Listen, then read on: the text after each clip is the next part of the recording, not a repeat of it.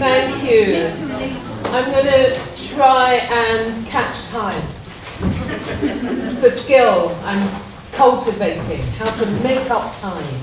And I say that so that you don't worry, you will not be late for your dinner. Because I know I'm between you now and a break, and that's a horrible space to be. I've also got the after tea slot, which when you're planning events and conferences, you kind of know is a little bit of the dead slot. So what I should do is get you up dancing or something like that. But we will do a bit of movement, yeah? So just hang in there. If not, here's how to sleep with your eyes open. Yeah? Any of those techniques, use them, but try not to snore. That's the only one that I'm not keen on. All the others are legit. Let's go. So, my name's Hilary Carty. I'm the Director of Floor Leadership, and we run leadership programs in across the UK. We're based in London, but we work with anyone who's working in the cultural and creative industries, and that includes heritage, museums, film, media. We go as wide as possible. We work with mixed groups all the time because actually that peer interaction, that cohort, is one of the benefits that you get from working with people who aren't necessarily cheek by jowl with you in terms of your industry or your practice. So we put people together quite a lot. We run residentials, we run one-day programs, we have a big, longer fellowship program. I've put the website at the end. If you want to find out more about floor leadership, the brilliant, then speak to me afterwards. But what I want to do this afternoon is to zero in a little bit more on the issue of what are the issues that we're talking about when we're talking about cultural democracy. What are the values that underpin the way that we work, and what are the choices that we have, and who decides those choices? So really what I'm trying to look at is how do we take this to the individual? Because one of the things that scares me about words like democracy, and then it's cultural democracy, is I can sometimes feel that it's bigger than me. And it's this big amorphous thing that I kind of must sign up to. Yes, of course, I believe, yes, how do you want my statement? But I don't actually know how to engage with it. I don't know where I am. I don't know how I feel. I don't know what I can do. And what that does to an individual is that it makes you feel quite small, and it makes you diminish into your smallest self. And very few of us operate effectively from our smallest self. We operate effectively when we can be quite expansive, when we can explore our curiosity, when we can say, I'm not really sure, tell me about what is. And that's when we are kind of larger, because we're open, we're porous, and we're not scared to actually just open up to an adventure, open up to learning, open up to something that we don't know. Many of our institutions these days have a hierarchy. That's just how it is. Boss, gonna be boss, thinking about being boss. Oh my God, is there a boss thing that I could even get to? Do not even think about it. And we work those structures, and one of the things of pride is, where am I in the system? Oh gosh, right now I'm in middle management, which means I can see it, etc. Those hierarchies can sometimes beat us down because we're not allowed to do something according to our tiers. Where am I allowed to, etc. And that's another thing that makes you small and hinders you. One of the good things about current practice in terms of leadership and hierarchy is that we work with more dispersed systems. We're trying to flatten the layers. So rather than 6, 7, 8 layers before you get to decision makers, we're trying to say, actually, where is the best place for these decisions to be made? And actually, in terms of a decision about working with a community, it's probably not at chief executive or board level. It's probably here at the level 4 or 5 down in the tiers, as it were, where you've got active engagement, active knowledge, active experience. And so as leaders within these institutions, we are very much encouraging that dispersed leadership, Who is the best placed person to make the decision about this thing? And actually work where the energy, knowledge and experience is. So in order to be able to make those decisions when you're not called chief anything or senior anything or whatever, but you are still active in the issue, you need to feel empowered. You need to have what we are now calling agency, is the kind of current word, social agency if it's about activism, but you need to feel that you can make a difference. And so what I'm going to do in the next hour or so is essentially just look at some strategies, some tools and some perspectives that help you to feel that sense of empowerment, that help you to feel that you can engage. You know, it's that thing that they say about turning off the light bulb. And you sometimes think, oh, what difference is my one light bulb going to make? But actually, if every one of us in this room turns off the light bulb, it will make a difference. And we need to get to that space of thinking, yeah, my one finger on switch will make a difference because I'm doing it and others are too. So we want to get to that collective space. We want to get to a space where we understand who our allies are. Because again, when we're working, it's really good to feel that there are people who are partnering with us, people who have the same ambitions, not necessarily the same strategies, but they want to achieve the same things. And being able to look across and say, what are you doing? How might? What do you think? Those are really important things as well that give us that sense of empowerment. So we're going to talk a little bit about that today. So first of all, let's have a look at the issues in our environment. And I'm picking up from one of the questions here, which basically says we need a basic foundation or understanding of what cultural democracy is. What are we talking about? So let's just bring ourselves in this room. We don't have to solve it for the whole wide world, but let's just solve it for us in this room today. Somebody give me a quick words that you would associate with cultural democracy, just so that we can say, okay, this is what we're talking about. Throw them at me, I can catch. Representation. Sorry? Representation. Representation. Agency. Agency. Accessibility. Participation. Inclusivity. Equality.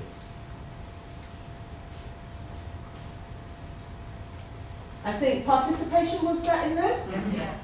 What else did I miss? Collaboration. Yeah. Keep going. Co-curation. Anything else? Truth. Decision making. Decision making. Nice. Choice. Nice. Listening. Sharing.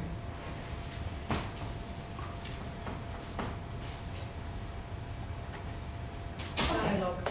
Dialogue.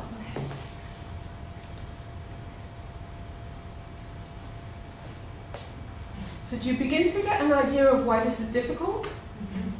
Because it's quite a demanding list, really, isn't it? I mean, we want to be decision-making, but we want to be sharing, we want to be inclusive, we want to have agency, we want to have dialogue, we want to represent, we want to collaborate, and actually we want to co-curate as well. So that's what we... Sorry? And get paid. And? And get paid. And get paid.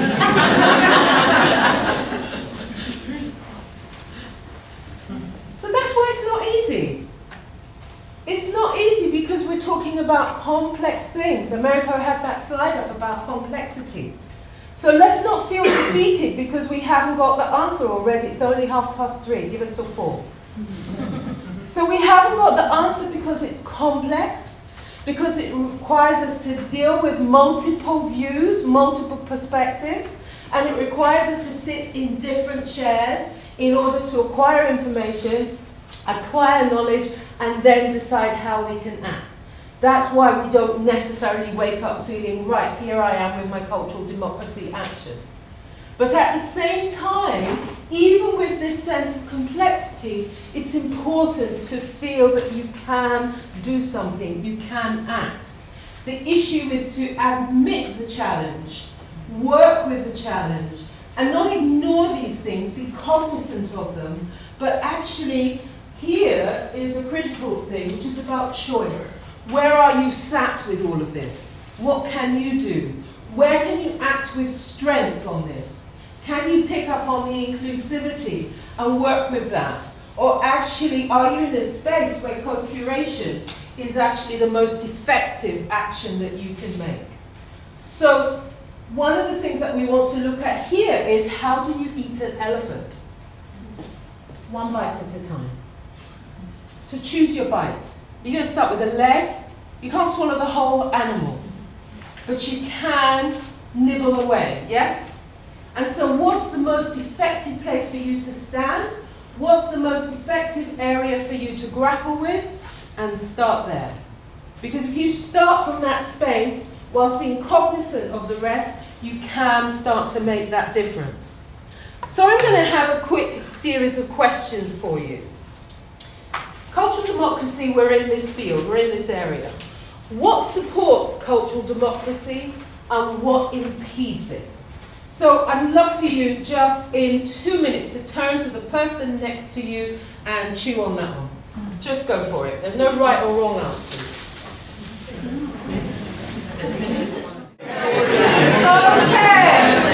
So because I'm doing that thing of catching time, we're not going to have the full dinner on this one. So just give it a starter. What supports cultural democracy? And I put what impedes because sometimes it's the converse that helps you to get to the active. Answers, just responses, quickly. Belief in it.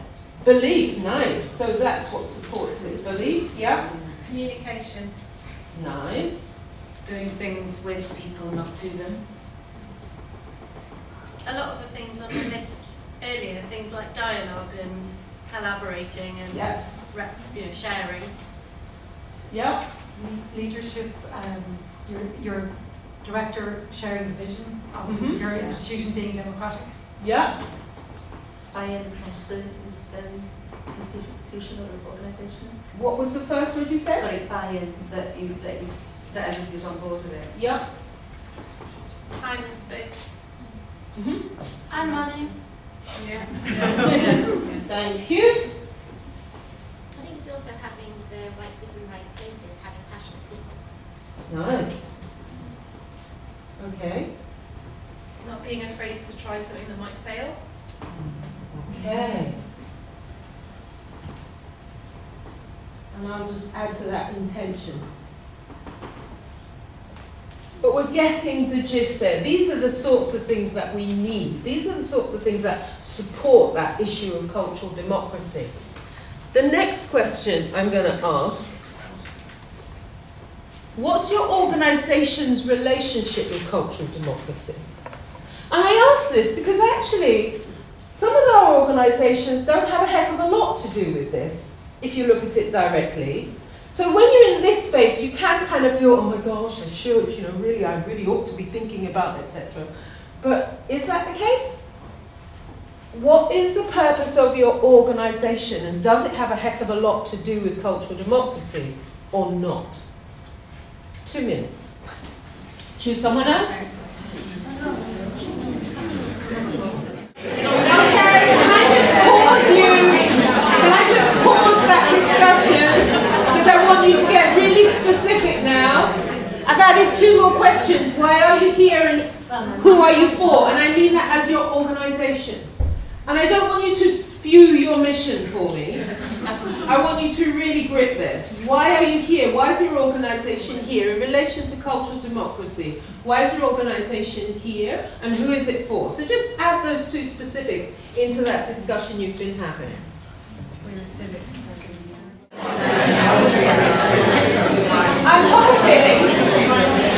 I'm hoping that by teasing you with these questions but giving you insufficient time to discuss them, I will contribute to your dinner conversation. I'm hoping.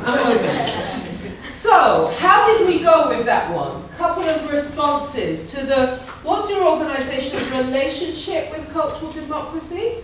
Are we at the forefront? Should we be right there with the banners? Or is our relationship somewhat further back? Any responses to that?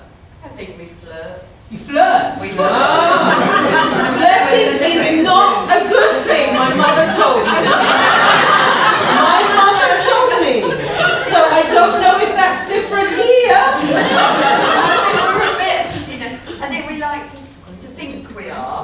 And we're very sort of, oh, come on then, you know, let's, and then it comes a bit closer and it's like, oh, hang on. So we've all been flirted with. Not always so nice when you're on the receiving end, is it? And you can imagine what our communities feel when we're flirting with them in that culturally democratic space. It translates immediately, doesn't it? But thank you for admitting that sort of flirting with, because that is what organisations do. Nobody sets out, right, what I'm going to do today is flirt with that community. It's not an intention, but it can happen. Can I just say though that I don't think the funding situation helps, because we do go out and we do engage and we do things, and then the money stops. And then somebody else becomes a priority. So your priority moves. And I think there's a bigger conversation around how the funding situation helps to facilitate cultural democracy too. Or doesn't. Or doesn't. Yes. Yeah. Nice. Okay. Yes. But also, if we need extra funding in order to be culturally democratic, that shows that the structures that we have in place as an institution themselves are not democratic yet. So I think it has different layers where individually everyone's like, hell yeah, democracy. And then as an institutional culture, yes, we're getting there, but then structures like buildings and collections are inherited and they are not democratic. And that's not passing the buck.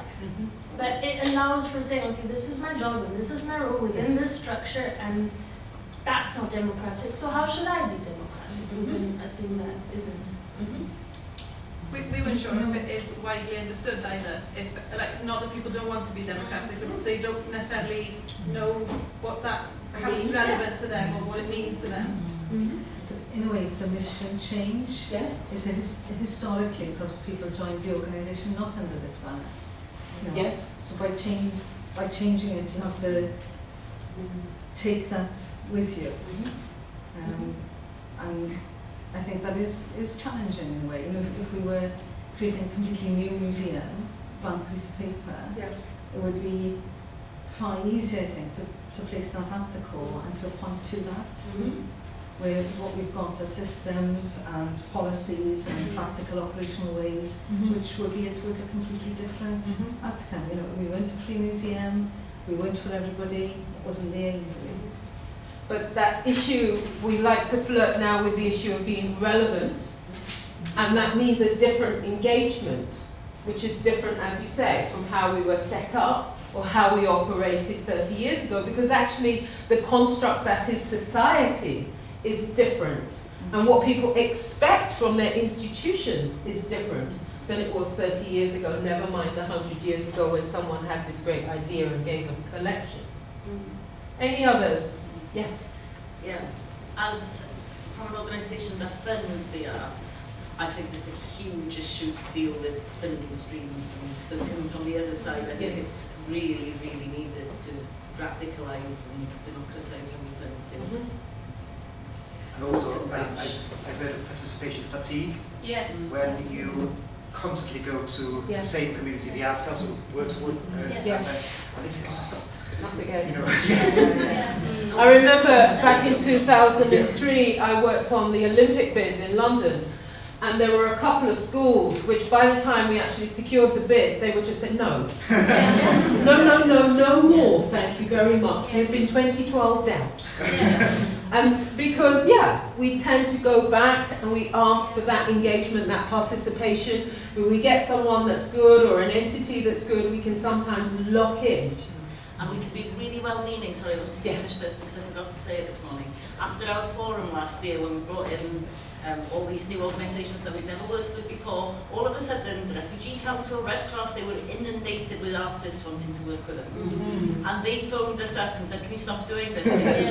Or fund us to be able to work with them. Because we are here to support people in dire need, not to support artists who want to work with them. So there was a real sort of strong message we had back, and we're still trying to weave our way through what does that mean and how are we going to pick up on it, because There was a lot of productions that was made last year dealing with issues of refugees that were quite controversial.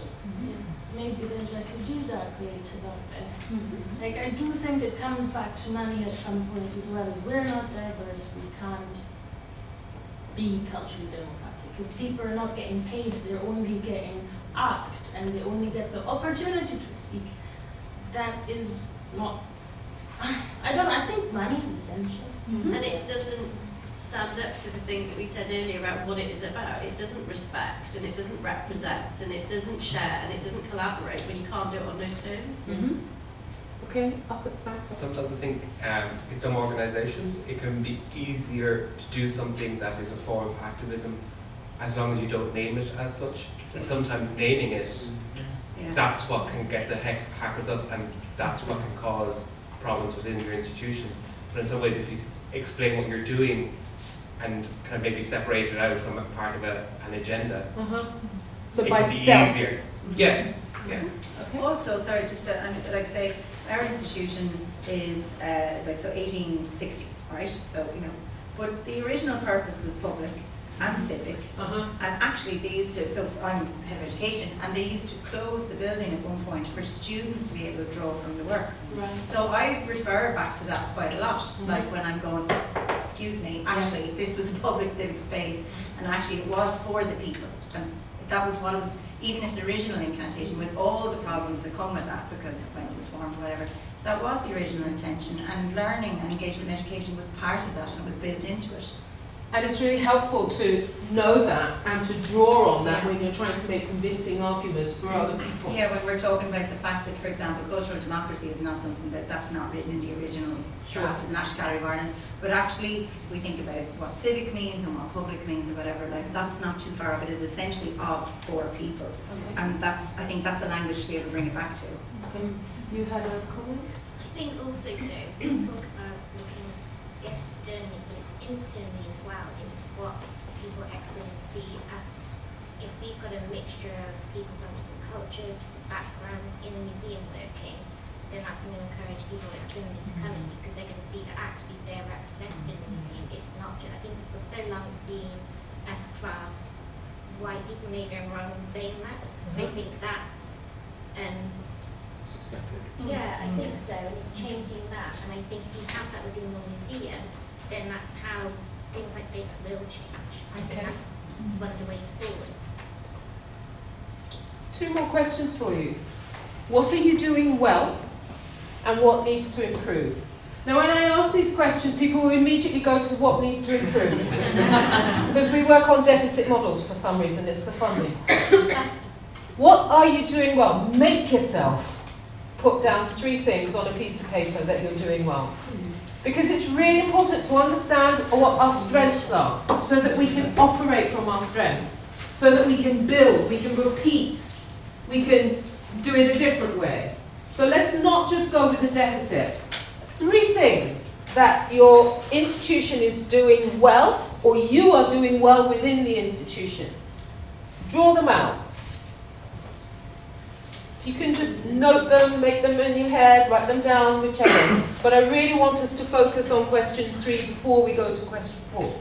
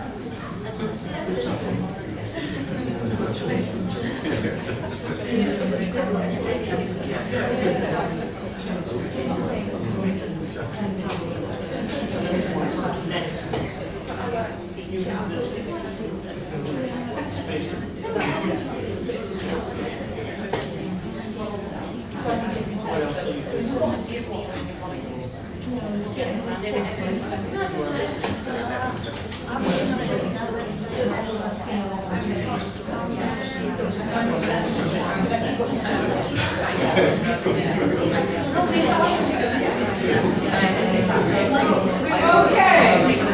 Somebody in this column. What are you doing well? Can I do 1, 2, 3? Yes? So 3 points. I think we recognise as an organisation that we need to do something about this.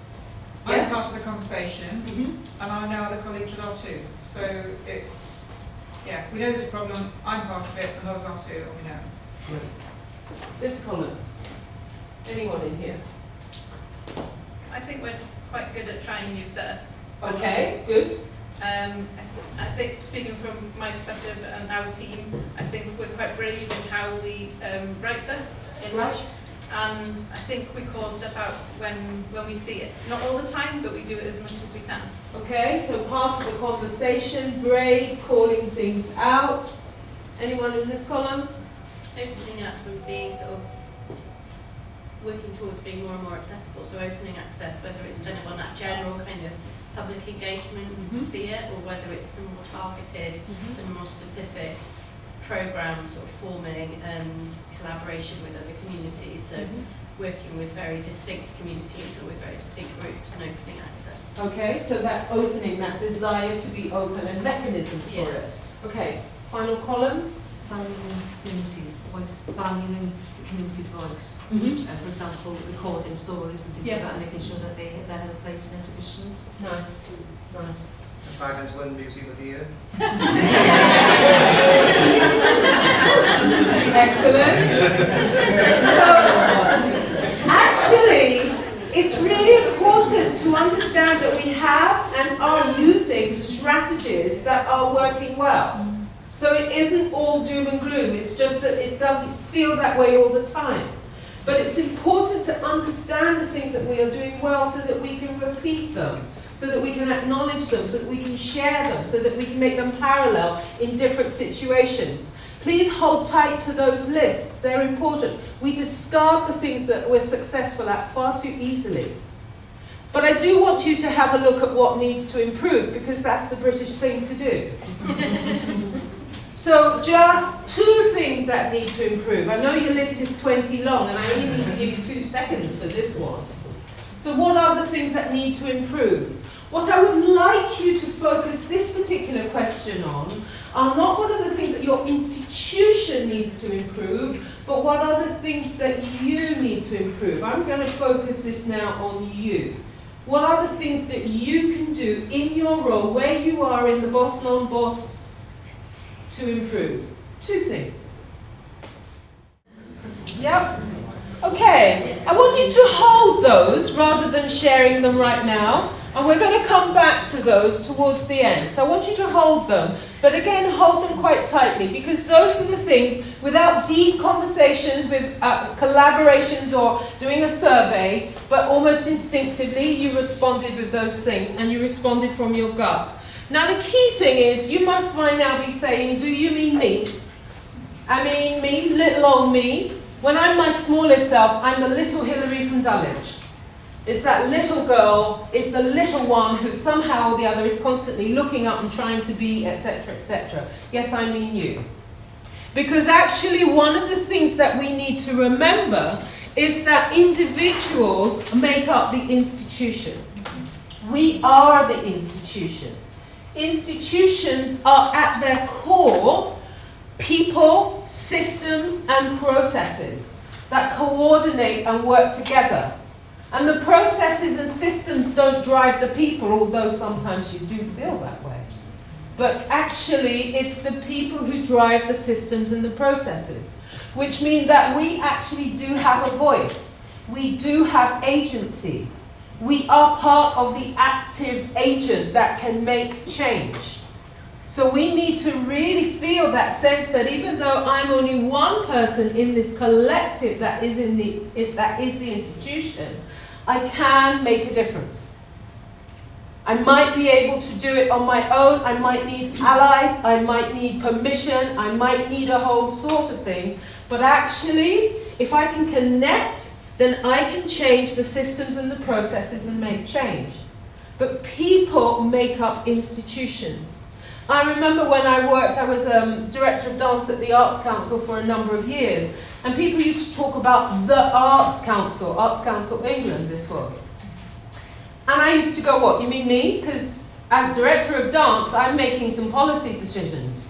And they talk about the Arts Council, and I'm going, well, actually, If you can tell me what it is that you might want to do or change, etc., I will try to see, and I can't just do it on my own, and I've got to build allies, and I've got to talk, and policy change takes a long time. But actually, the Arts Council is a set of people in different roles who make things happen, and that's exactly what you are in your organisations and institutions. It doesn't always feel that way. And it doesn't always feel that way because we don't always feel powerful. We don't always feel that we can make a difference. And in today's society, we're encouraged to have a really challenging relationship with our power. When we use the word power, we think of abuse of power. So rather than standing tall and using my agency, my power, my ability, we think of it as something that's more diminished. I'm just going to get you now to move if you don't mind. If you're able, if you'd rather sit down, that's fine. I'm going to say that we have 3 people in the room, and I want you to follow your leader.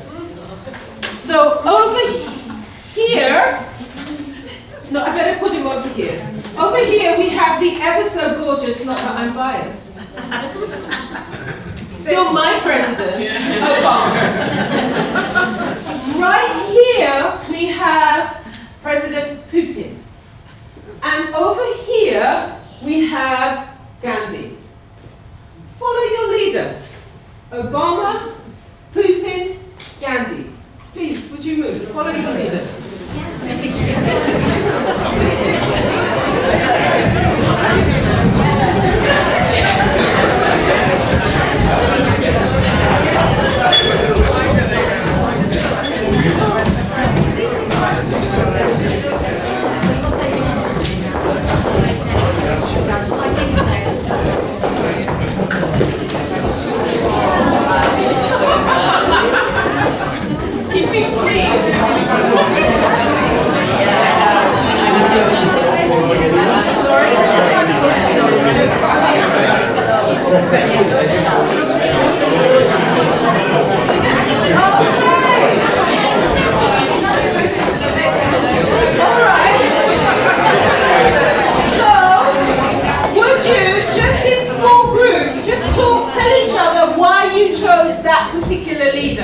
Why did you choose this particular leader? Just talk in your small groups.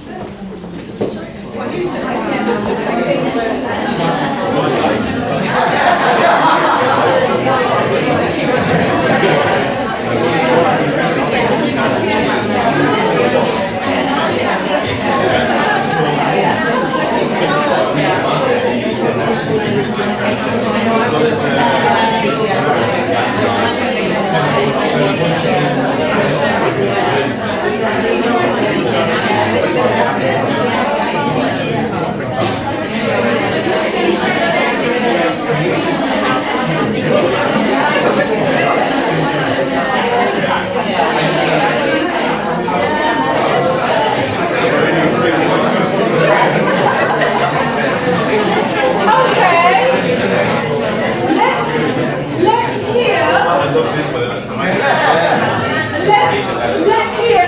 First of all, might I draw your attention to the fact that Mr. President Putin doesn't have any followers? I mean, funny how this exercise plays out like this every single time. In this room, Mike. Oh no, in every room. You can get 1, 2, the maximum I've got is 3. And I have often swapped Putin for Margaret Thatcher and other pleasant beings.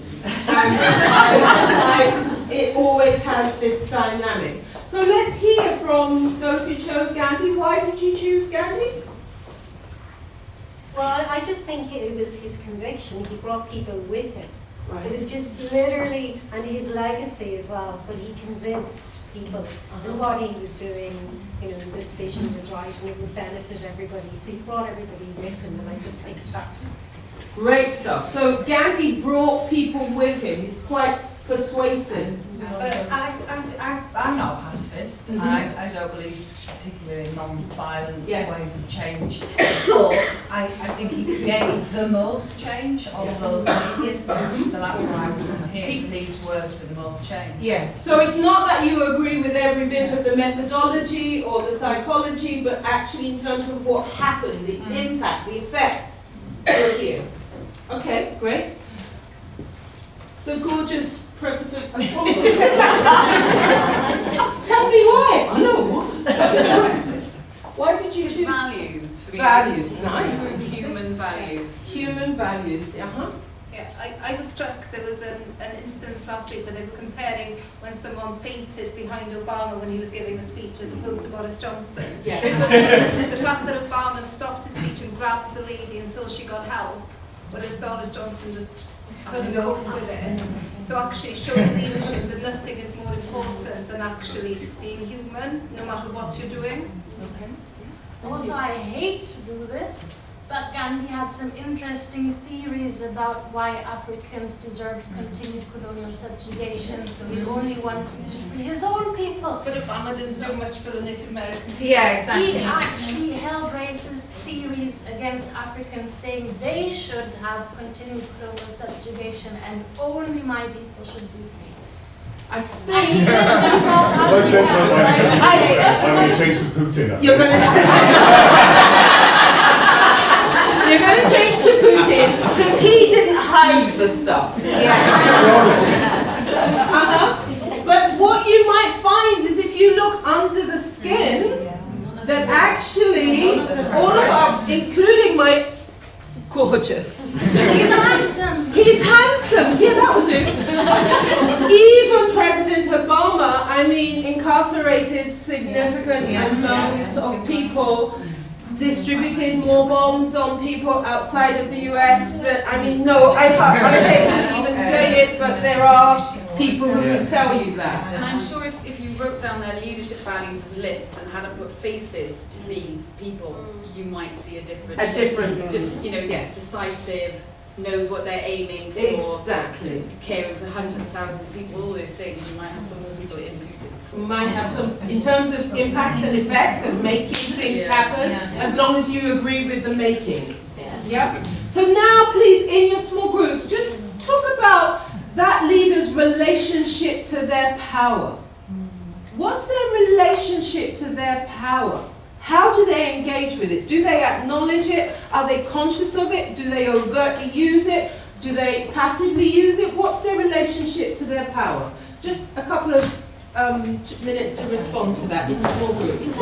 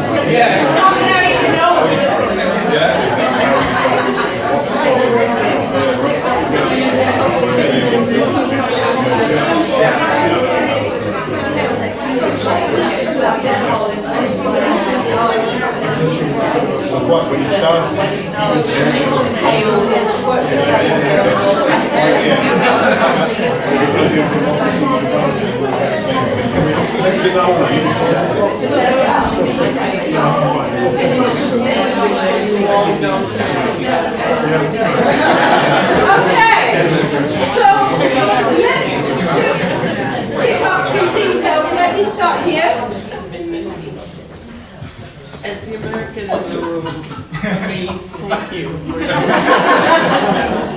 It makes my heart feel safer that you think that's so funny. So, President Obama's relationship with his power, what did you think? It came with responsibility. I mean, he Okay. understands that he has a role to play and he's taking responsibility for what he does. He's accountable. I mean, what we were looking at was the fact that it's Gandhi's relationship with the power that's more different, because he's not a political, leader in that sense. He doesn't have a country to run, but people have chosen him as a leader. So he has authority through his own self and how he behaves. Okay.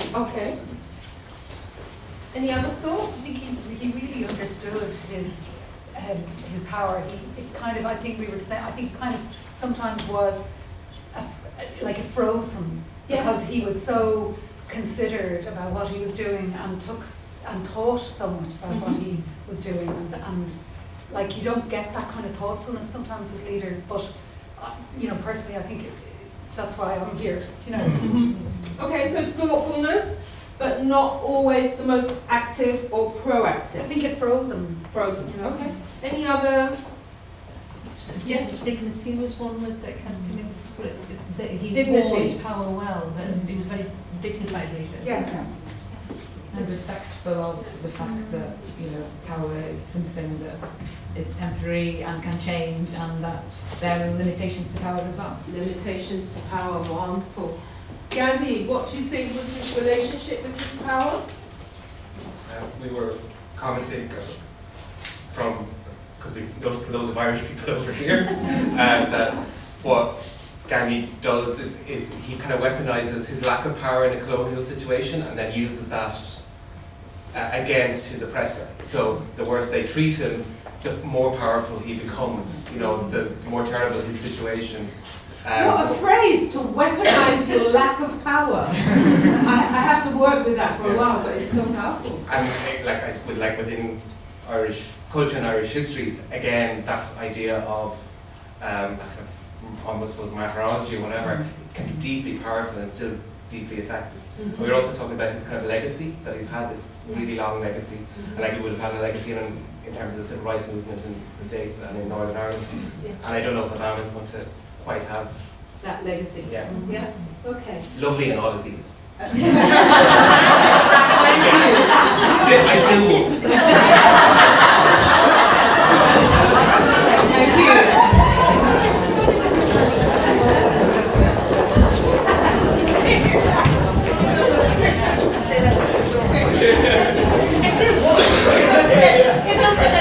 you. So, what I'd like to look at now, one of the reasons that I asked you to look at that leaders' relationship with their power is that actually when you're looking at those three individuals, and I don't always have all men, but they make nice contrasts, so forgive me using those, they actually use their power very, very differently. So they have a cognizance of what their power is, and they use it very differently. Some very overtly, some rather more subtly, and some in a very, very dynamic way. So I'm going to ask you a question. Can you have authority without power? Yeah? Give me. There's no right or wrong answer, actually there is, but we say that to get you talking. Just what, yes? Just thinking about some of the projects we work on in the museum, there are lots of people who have authority because of the knowledge and the skills that they bring to a team. It's not necessarily that the power sits with any one of them, it's just that the authority that they bring is the important thing. The authority can be there, but they don't necessarily have the power to make change. Well, we go to people, don't we, and say, oh, you're the authority on this. Absolutely. Absolutely. Yes? It can be invested exactly on that basis by others. So you might not feel that yourself, but if you're seen and recognised as somebody with the authority, it often goes hand in hand that then for a period, then you might also be invested with an element of power. But like you said, feel that shift. It's not like static by any means. It's quite a dynamic thing. Okay. Can you have power without authority? Yes. Yes. Oh gosh, you answered that one quickly. Tell me that one. How do you respond to that? Why did you say yes? Authority resonates with a level of respect. And I think there are powerful people everywhere that we don't necessarily see with respect. Okay. So no, you David. So we're looking there at authority not necessarily equating with power. Okay, what about this one? Can you influence without either power or authority? Yes. So tell me that one. What's happening there? Campaigning. Campaigning, nice. Protests. Huh? Protests. Protests, yes. And also just the things that you do. It can be small things that get you noticed. Yes. That start change. So what I like to look at with this is that authority is about the role, it's about the status. I have authority right now because I've got the clicker stick. I've got the status, I've got the role, I'm called chief something, senior something, head of, manager. It's invested in me in my position. So I have the right to make that decision. It's invested in who I am, what I stand for. Whereas power is much more something that's our negotiation with people.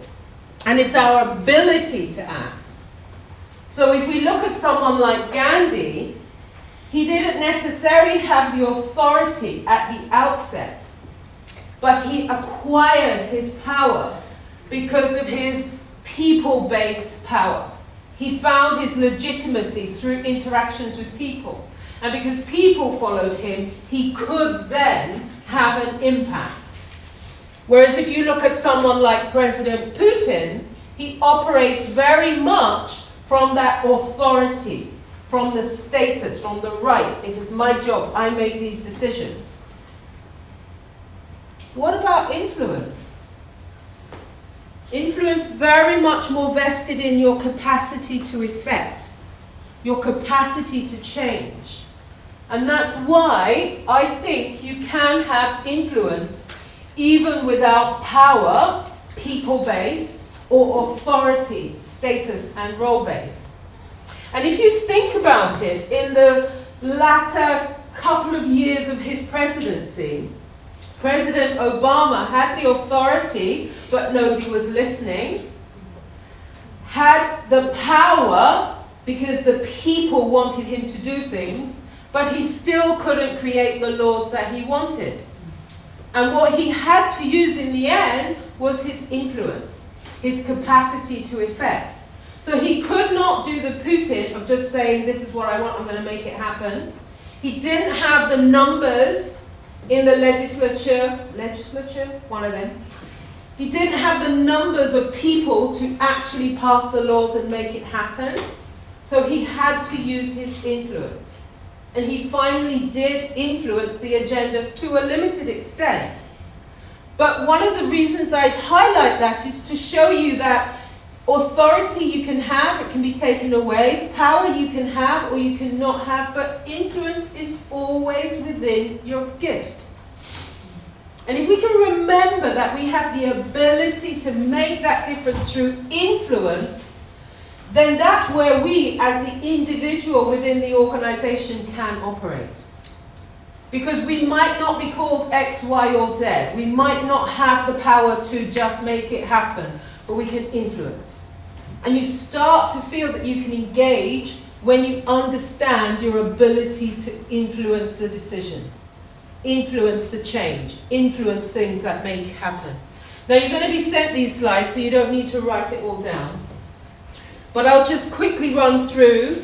The sources of power can come from your status. They can come from reward. If you do this for me, I'll give you a pay rise. I'll make it good for you. It can come from information. If we hoard the information, and I'm not going to share it with you until, without being rude, finance people do this a lot. No, I won't tell you what your budget is, but just don't spend. And I'm like, well, if I knew my budget, I could make some decisions. No, I'm not going to tell you. Network power is so critical. Network power are your allies. They are the people that you know socially. They are the people that you know outside of the organization, which is why Gatherings like this, where you get to meet with people who you're not necessarily working with, are so important, because this is now your network. I hope you have swapped business cards all day. I hope you have spoken to everybody in this room, so that you can understand that you can call on them if and when you need them. Your networks are really critical. They're an essential part of your resilience.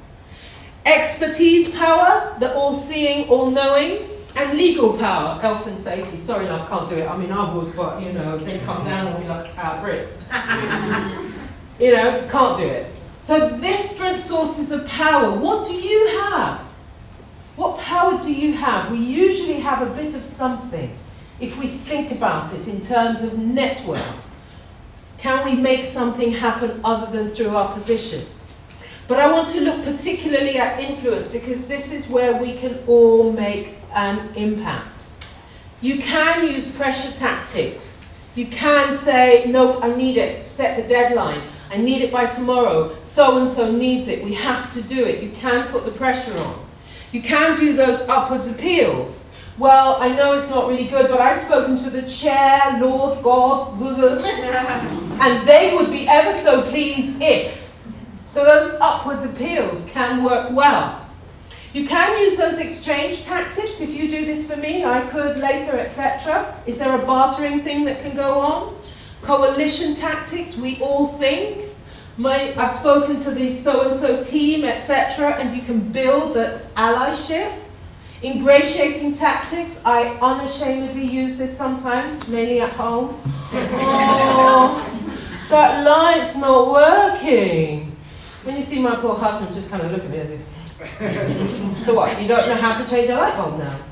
And I go, But sometimes that ingratiating tactic works. It depends who you're dealing with. Sometimes it cheeses people off. But hey, sometimes it works. So when is it that you just need to say please, or just need to step back from that ego and say, please could you? As opposed to, I insist. Sometimes that works. You can just use pure old rational persuasion. If this happens, then that will be the effect, and then that will be the outcome, and wouldn't we all be happy? Simple, straightforward, not trying to go around or come around, but just making it rational. You can use the inspirational appeals, come to the promised land. In the promised land there is sugar, honey, all sorts of things. And those work really well. Sometimes you just need to all lift ourselves up and work to a higher cause. So the inspiration is really actually effective. And you can also consult. One of the good things about consulting is that you get people engaged in the nitty-gritty. So what do you think? Do you have any strategies? And so by asking you or consulting you, I can get your engagement, yeah? So there are different ways that we can influence. And it's really important that we understand these things when we're working in an institution and we're wanting to make change, so that we can use these tools in order to move us from feeling disempowered to empowered, by understanding what we can do. I'm going to quickly run on because I do want you to just start to use some of these rather than just hear me talk about them. Of course, we can't have a discussion like this without discussing our values, because actually our values really define us. Our values are what dictate how we enter into a space, how we deal with a tricky situation. Who here has done some work on your values? Okay, that's good. That's a significant number. And how helpful is it when you're in a tricky situation to go back to your values? For me, it's every time. Every time. Because when you're faced with confrontation, conflict, complexity, challenge, all of those C words, one of the ways to deal with it is to say, how can I operate from a place where my values feel whole? So I know one of my top values, for instance, is integrity. So there are times when we as a leader have information that we cannot share. So it's all well and good for everyone to talk about transparency, but sometimes you have information that you cannot yet share. It's not yet the time, or there are other issues. So I can't always do the transparency, but I can always act with integrity. So what would that feel like in this situation when I know more than I can share, or something is happening and I can't be as open as I might like to be? So for me, that's where going back to our values is important. There's lots of work that you can find. If you haven't done the work with your values, I would really encourage you to start now, because it really does help you to just decide, how should I act? What are the things that are important? What is it that's going to really help me to steer in what would be the right direction for me? One of the challenges with working with and getting to grips with our values is that they don't always align with our organisation's values. And that's just a rub. That's when, you know, you kind of feel uncomfortable, and it's not a big loud noise. Sometimes it's just a kind of feeling in your gut. Sometimes it's just that kind of sense of, oh, I just don't feel quite comfortable about that. You know, they said something, or they're acting, or and it's a feeling. And that's often a case of when your personal values and your organisational values are not aligned.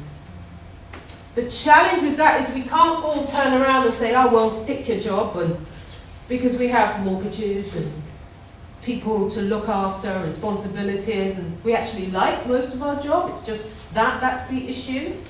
So you can't always just say, because the organisation's values and my personal values don't align, I'm off.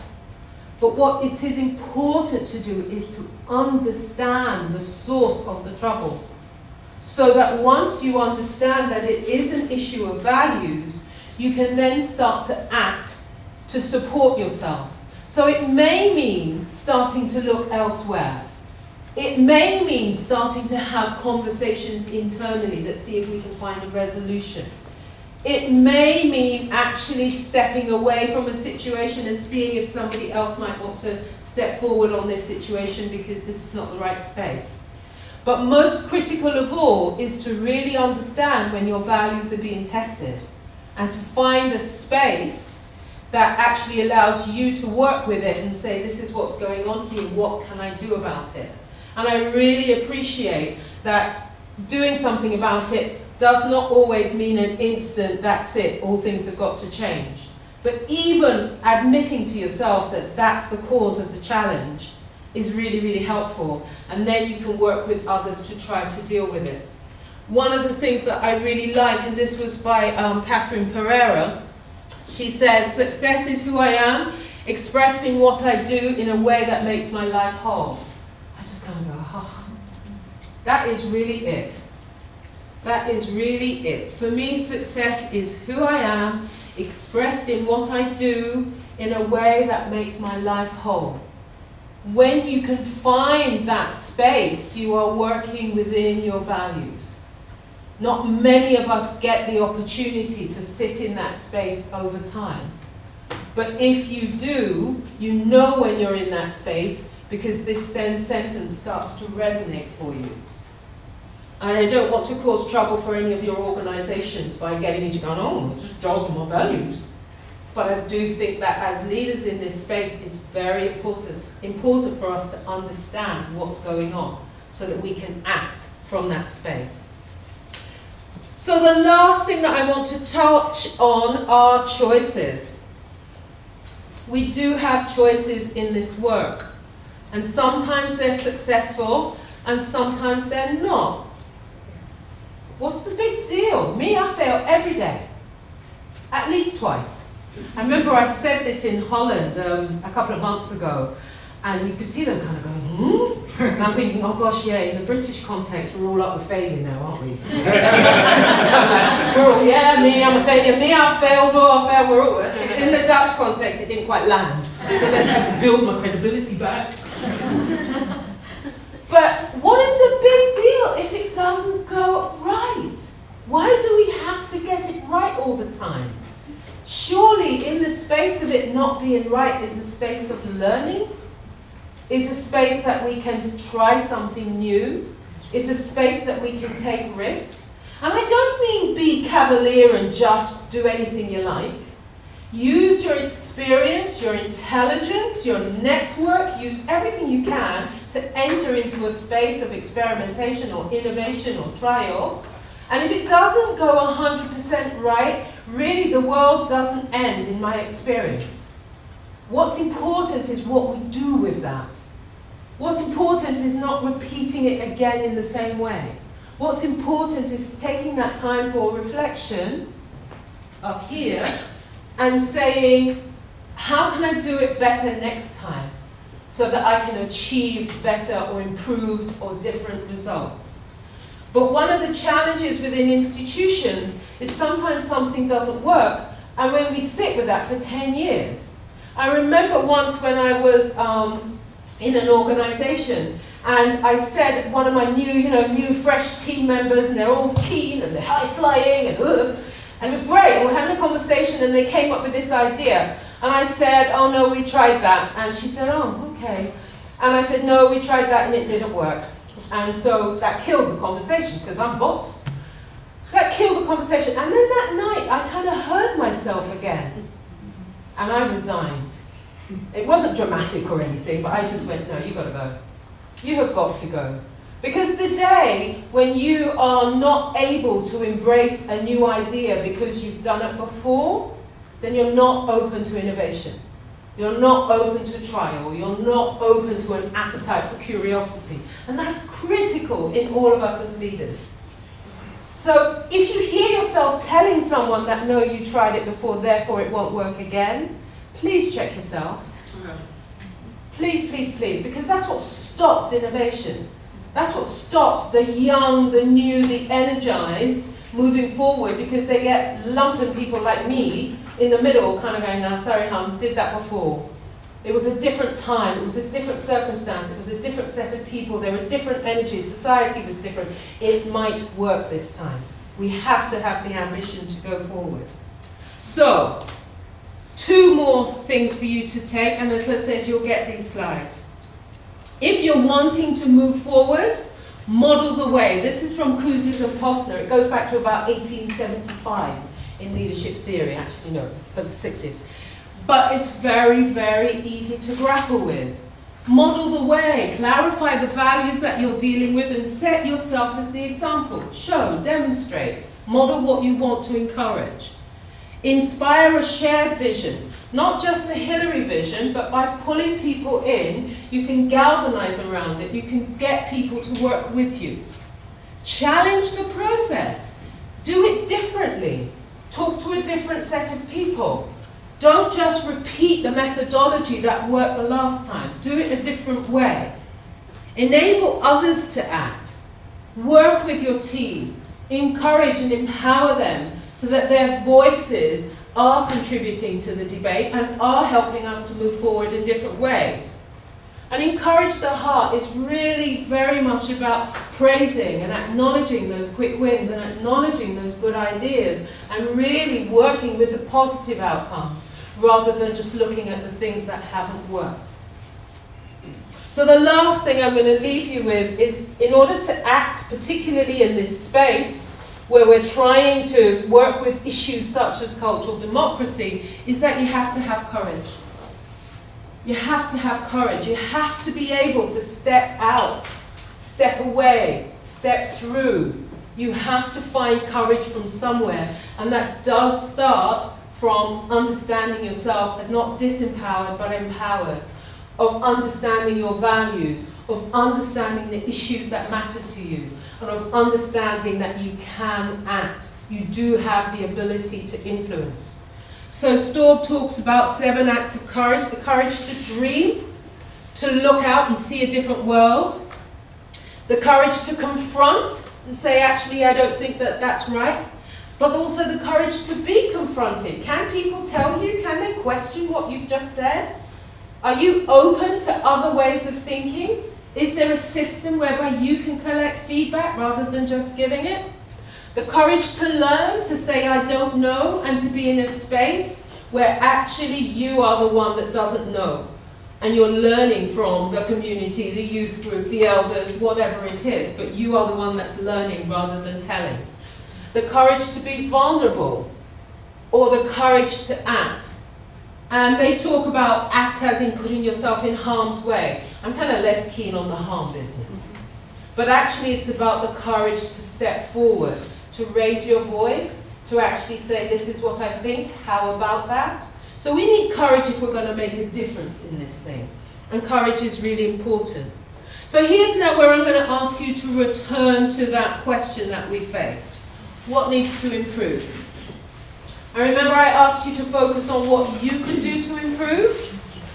So what I'm going to ask you to do is to grab your courage, grab your values, grab the issues that matter to you, and Sharon tomorrow will do much more in this field.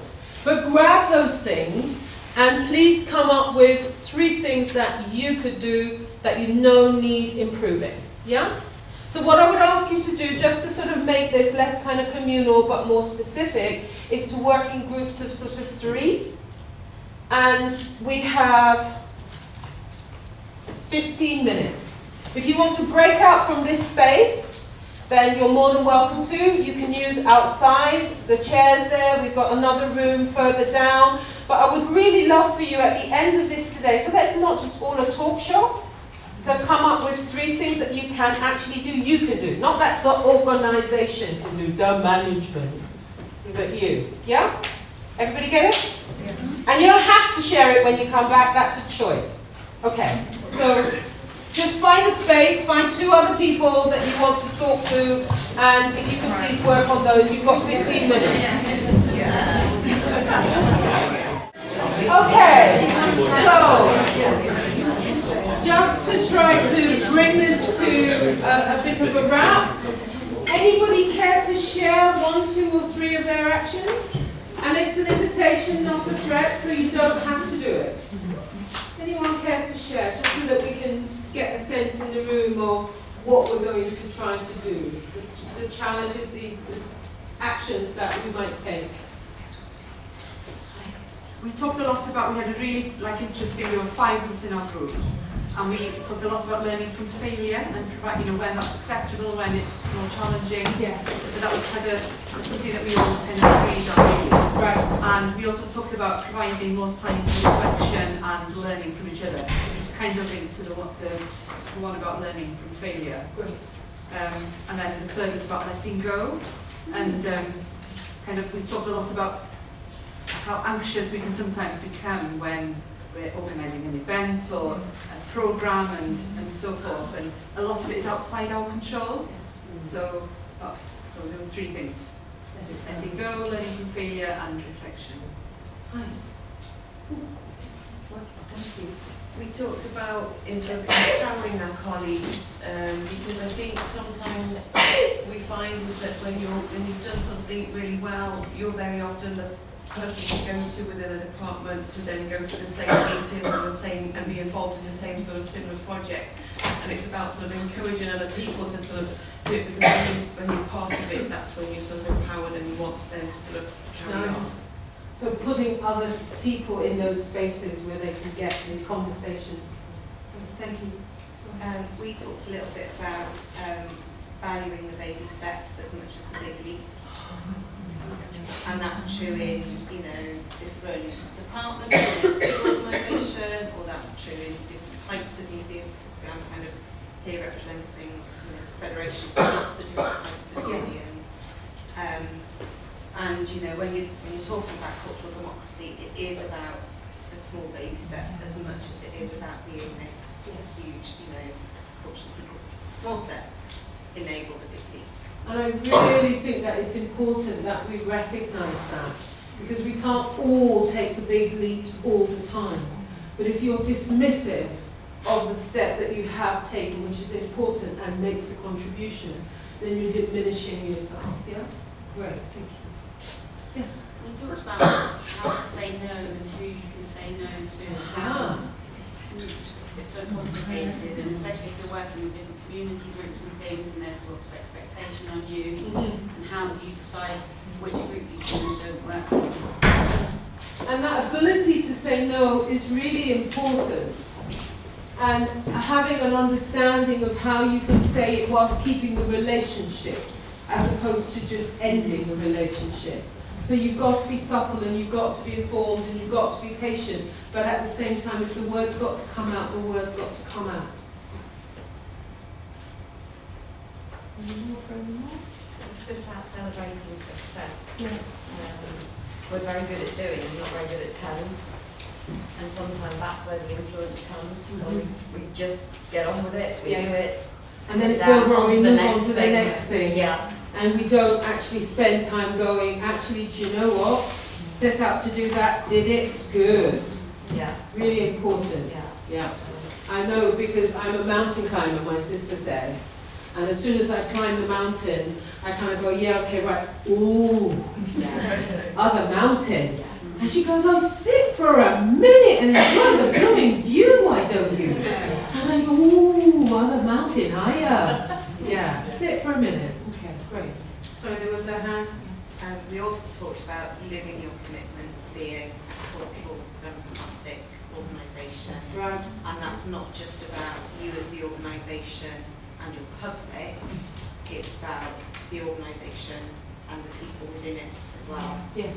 And recognising that being culturally democratic within your organisation and giving everybody a voice within your organisation is as much as important as... That's a tricky one, isn't it? Because we can sometimes be very good about engagement externally. We know about our communities and those with which we want to outreach.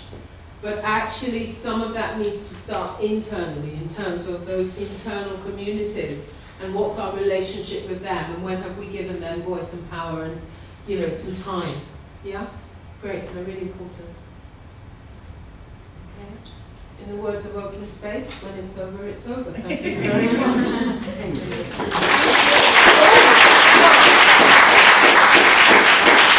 I'm a girl of the modern age. There's my Twitter handle.